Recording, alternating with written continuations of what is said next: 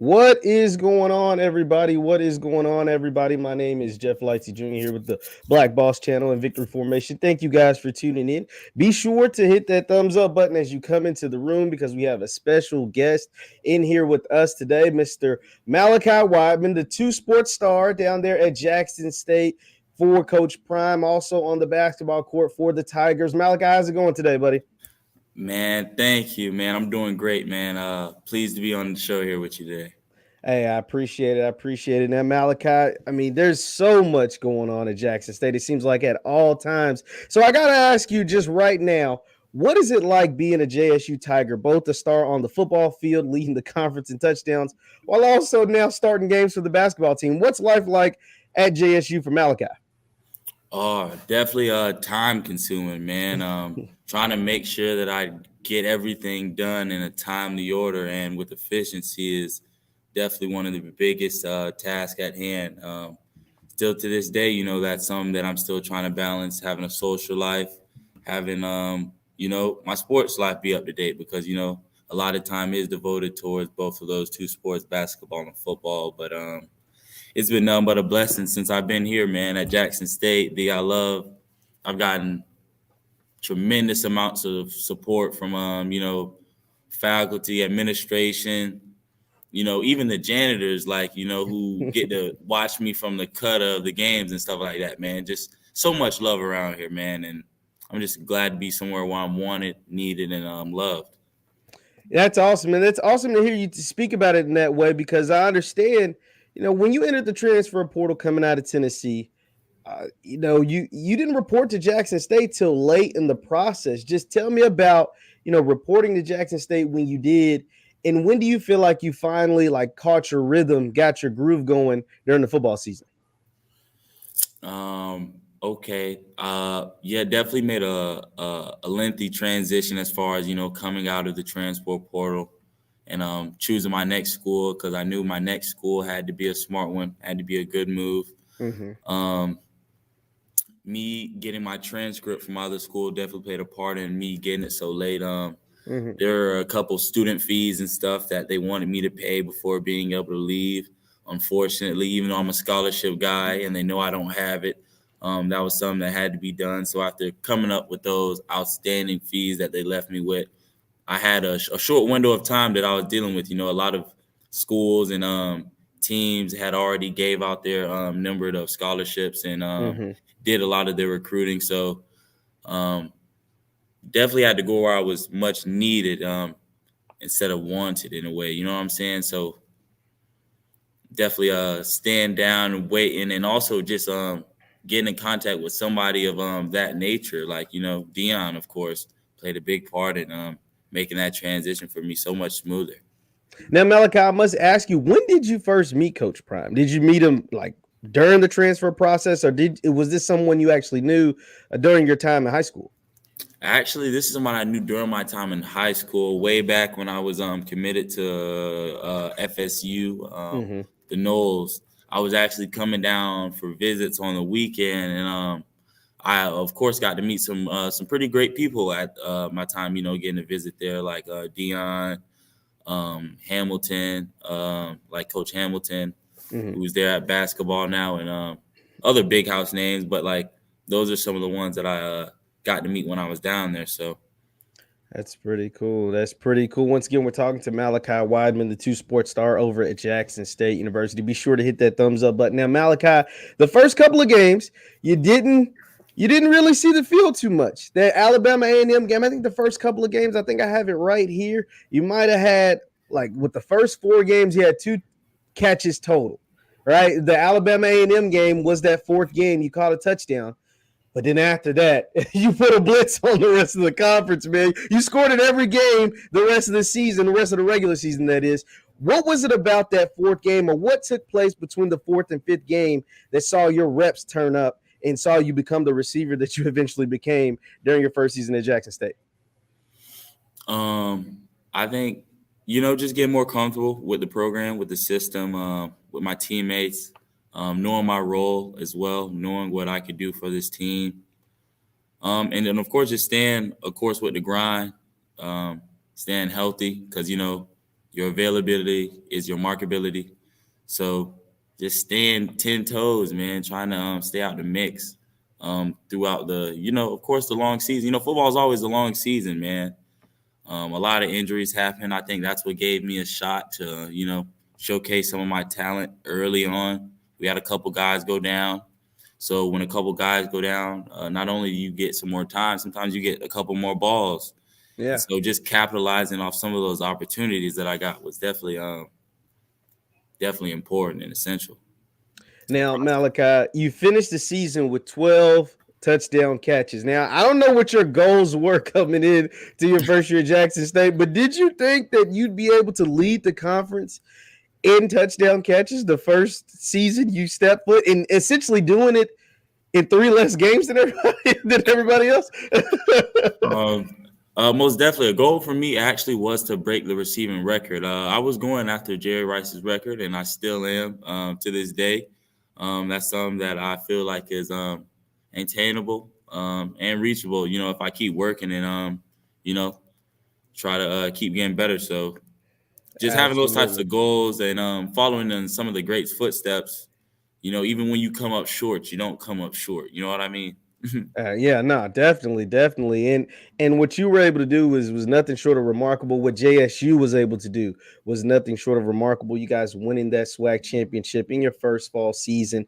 Just what was that feeling like? What was the community and everybody like when you guys were able to bring home that SWAC championship? Oh man, like I remember one time exactly. Coach Prime was like pretty much just letting us know like the effect that we had on the community that we didn't even realize. Like he was pretty much explaining to us that with us having such a good season, a lot of crime around the city of Jackson literally was going down. So he was letting us know like since we were winning and stuff, like people were having a good time. Like and like just knowing that we have like that much of an effect on our environment and on our community is like profound because Jackson, Mississippi is one of the highest homicide rated places, like unsolved homicides in the country. So just knowing that we could amp down the beef just from winning and doing our job is amazing. Absolutely, absolutely. Once again, we're talking to Malachi Wideman, two sports star at Jackson State. Now, I'm not going to ask you about, what happened to Celebration Bowl. That was months ago now. You guys are turned the page and kind of, but I do have to ask, man, do you all still talk about that? Is that a motivating factor going into the fall of 2022? Of course, because when that's always part of the goal. Being national championships, winning a SWAC championship. Um, that gave everybody something to work for. So we know what it takes. To get there. We know what it takes to just compete at those types of games. So preparing ourselves to be able to dominate in those types of games, I think, is what we're striving for this offseason and this season. Now you not just yourself, but your team. Coming into last fall, we expected Jackson State to be good. But then you guys went undefeated in conference. You guys won 11 games. You almost go undefeated. So now you're the big dog. Now you're the talk of the town. You add the recruits that you guys added. You led this conference in touchdown passes. Shador wins freshman of the year, all the awards, all the NIL. Now you guys are the hunted. What is that? Is that something that you embrace? What do you feel like, knowing that everybody talks about Jackson State, good or bad, and that you guys are, the team to beat in the SWAC moving forward? Oh no, it's always fun, man. Just knowing that everybody's going to give you their best and everybody's going to play you like a Super Bowl is what keeps a lot of this game so fun. I love being at the top and having to stay at the top. That's something that's definitely an easier problem to have than it being you being at the bottom and trying to fight at somebody who's up top. And so just getting to be definitely the bully in the league is always fun. Now, so you rather be like the one everybody's chasing and not the underdog? Which role do you like better, being the underdog or being the top dog? I've been on both sides. I know going into the game, knowing that you're a bully can sometimes do you a great deal of success and a great deal of failure, just because sometimes you can get overconfident, of course, and underestimate your opponent. But, I think confidence is a big part of success in a way too. Um, Without confidence, sometimes you won't make plays, or you won't take some plays with the same risk that you would need to make plays. So um, I think our team's morale and the confidence that we need to win and dominate these games this year, we'll definitely have. Now, we're talking about confidence. We're talking about how good the team was last year. You guys added a bunch of pieces just recruiting wise, especially to the receiver room. I know you're in basketball season. You like your life's a little different than most people. But what is it going to be like, that level of competition, knowing that there's a ton of receivers in there? They feel like they might be just as good as you or better. Oh, it's going to get competitive, man. I've always been one to come in, keep my head down, and work, and let my game speak for itself. I feel like that's the best way to handle things in this business. So just going in day out, making sure I'm ready, being prepared, because failing to prepare is preparing to fail. And just knowing that, definitely gives me the benefit of the doubt. Absolutely, absolutely. Once again, we're talking to Malachi Wideman, two-sport star at Jackson State. Now, Malachi, we'll wrap up the football talk here. Going into the 2022 season, I just got a few more questions about football. First of all, have you seen the preview of Coach Prime? What are you expecting from this season? What do you hope the fans get most out of watching this season of Coach Prime, which I imagine would feature the leading Swac receiver in touchdowns quite a bit? I think our fans could expect us to dominate the Swac even more than what we did last year. Hopefully they see a change in, efficiency. Because even though that we played at a high level last year, there were times where I felt like our offense could have played at a more elite and efficient level, and our defense too. So just raising the level of play on all cylinders, will only make us all sharper and us all better. Can't wait. Absolutely. Absolutely. And Can't neither wait. can we, man. Neither can we. Everybody's trying to guess the schedule, and myself included. Everybody's trying to figure out what games are happening, what games ain't, who you match up with, what's the recruiting classes stack up against each other. So much talk. And it's led by your team, because you guys are the kings of the SWAC right now. I have to ask, what was it like? When you saw, because I know it kind of took the world by storm, but what were you doing when Travis Hunter, that is, decided to go to Jackson State? I know you guys were in the air of Celebration Bowl, but what was that kind of like in that plane when that went down and you guys kind of took college football by storm with that?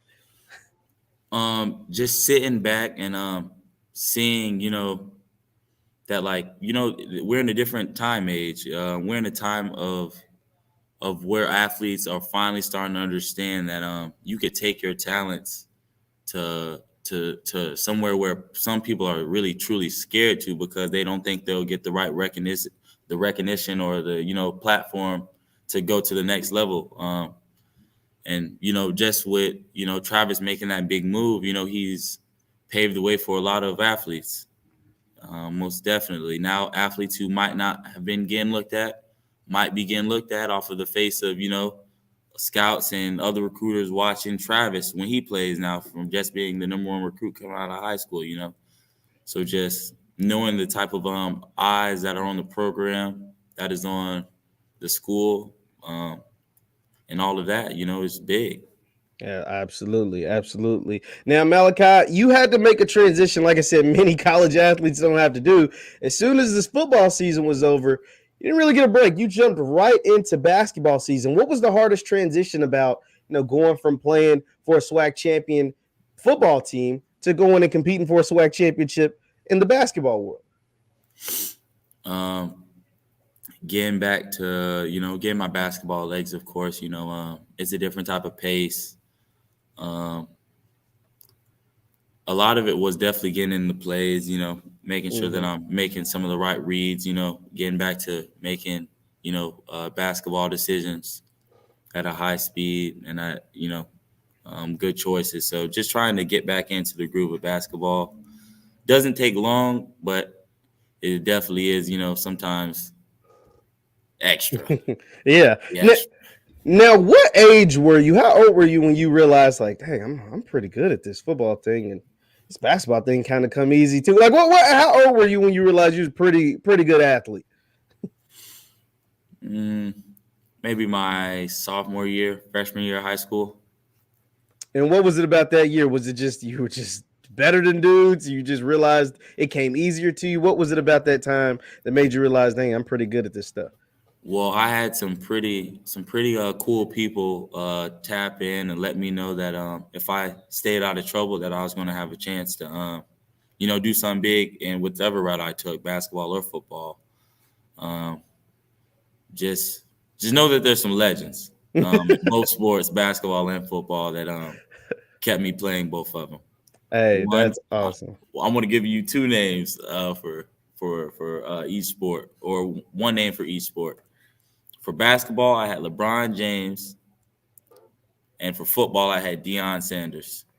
So it's hard to give up a sport when either of them tell you that if you keep working hard and do what you do, that you'll have success in one of them. So now, did LeBron see like one of your highlight tapes and comment out? Like, is that what happened, or he shot you, man? How did that work? I don't want to get too personal, but I kind of want to know a little bit about that, man. What was that like? Well, actually, Dwayne Wade's son played on my travel basketball team. Zaire Wade, one of my closest friends to this day, played on Each One Teach One with me out of Orlando, Florida, EYBL travel basketball. LeBron James used to come to his games a lot of times just because, LeBron is like an uncle to Zaire, Dwayne Wade's son. So he used to come up into our games, and a lot of times, like, me and Zaire would be in there hooping. So, he got a chance to see me make some big plays and whatnot. And he truly told me that if I keep working, I can be something special. Absolutely, man. Absolutely. What has it been like playing for the Jackson State basketball team? What has it been like? You guys are, had a recent win streak. Just how are things going for the basketball season for you? Basketball season has been going great, man. Got off to a slow start. Just so, happy and blessed to be back on the basketball court after not getting the chance to do it early in my collegiate career. But it's been nothing but a journey, man. We started off a little slow, had a couple losses tied to each other, I think it had our team down. Everybody's still trying to find out some of their roles. Coach playing with the minutes, trying to see, what gives us the best chance to win. And that's all what I'm about. So just trying to win, man, and get these games and find my role wherever that is. I'm willing to do it. Now, I have to ask you, which is a better accomplishment or something that you like more? Is it catching a touchdown over somebody, mossing somebody, or is it dunking on someone? Which one do you prefer and why?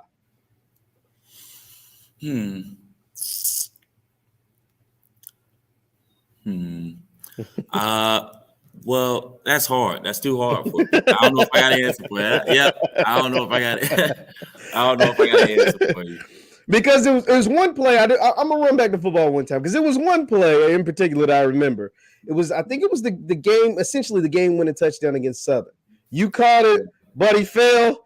You had a few words for Buddy. If you keep it PG with us, what'd you say to dude from Southern when you turned around and looked at him? He kind of walked up in your face, but I mean, it was kind of too late. You scored that touchdown.